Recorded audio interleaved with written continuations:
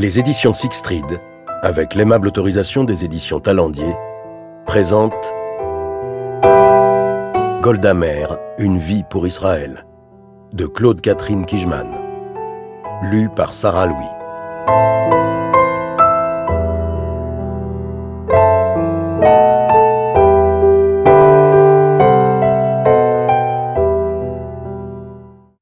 Prologue. Jusqu'à l'arrivée de Margaret Thatcher, aucune autre femme politique issue d'un milieu modeste n'a connu au XXe siècle une notoriété égale à celle de Golda Meir. Aussi bien en Israël, ce pays qu'elle a contribué à faire naître sous l'autorité de Ben Gourion, que dans l'arène internationale où elle n'a cessé de défendre le droit à l'existence et à la sécurité du jeune État. À ses funérailles, le 9 décembre 1978, dans le cimetière civil situé à l'ouest de Jérusalem sur le mont Herzl, des personnalités venues du monde entier, parmi lesquelles l'épouse du président des États-Unis, Rosalind Carter, Henry Kissinger, Harold Wilson, lui rendent un dernier hommage. Sous le ciel pluvieux, la cérémonie est simple, comme elle l'a souhaité. Mais chacun a le sentiment que la mort à 80 ans de Golda, figure matriarcale d'un indéniable courage et dernière représentante de la génération des pionniers, marque définitivement la fin d'une époque d'utopie et d'héroïsme.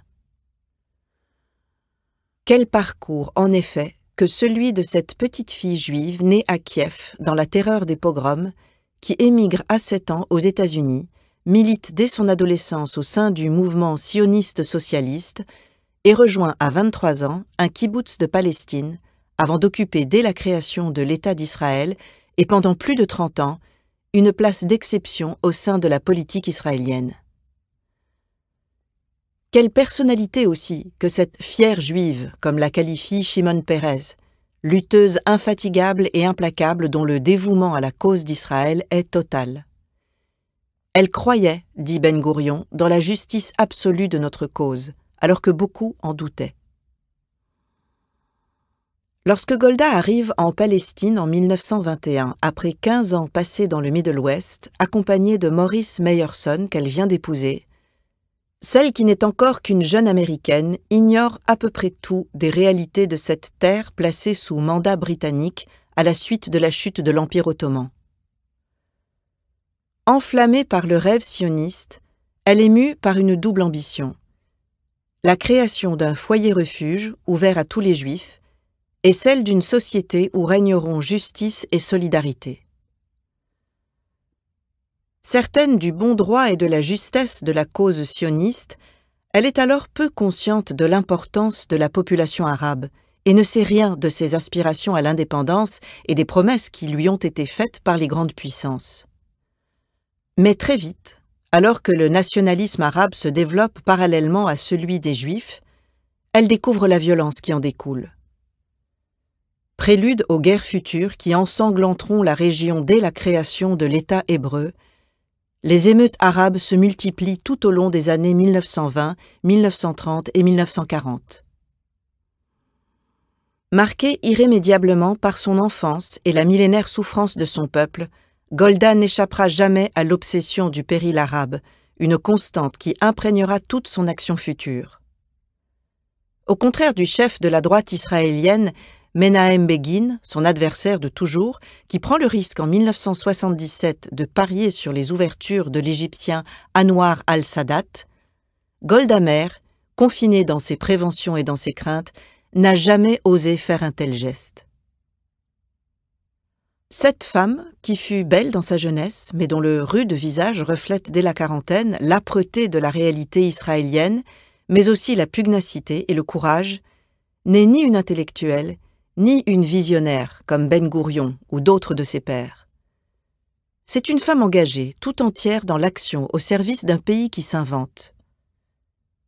Le jeune État fête ses 20 ans quand elle devient Premier ministre en 1969, à la suite de la mort prématurée de Lévi Eshkol. Choisie par l'appareil du Parti travailliste qui domine la vie politique israélienne, malgré les querelles et les rivalités internes, Golda Meir, seule, fait consensus. Elle a 71 ans. souffre depuis longtemps d'un cancer resté secret et ne souhaite pas cette responsabilité.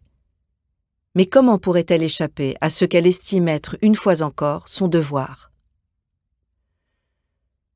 Les forces et l'ardeur lui reviennent en même temps qu'elle accède au pouvoir, et elle n'imagine pas un instant que les 5 années à venir seront les plus dures de son existence et qu'elle sortira anéantie de la guerre de Kippour. Ce conflit, qu'elle n'a pas su voir venir, met à mal l'invincibilité illusoire d'Israël et contribuera à briser le consensus national.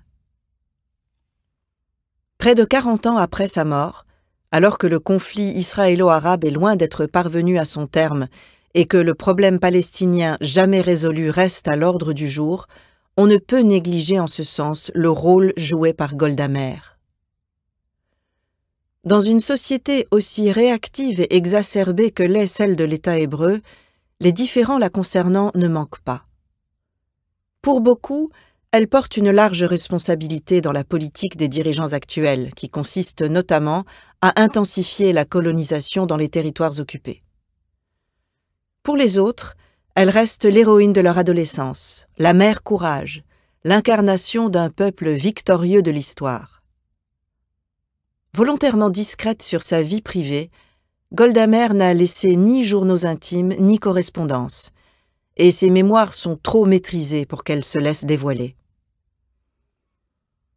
Au mieux peut-on percevoir, au-delà du personnage politique, une femme féminine et virile, humble et orgueilleuse, émotive et raisonneuse, touchée par la beauté des collines de Jérusalem, sensible au plaisir de la musique et de l'amour, et capable d'avoir ce grand et chaleureux éclat de rire partagé, de grand-mère à grand-père, avec Anwar al-Sadat lors de sa venue à Jérusalem.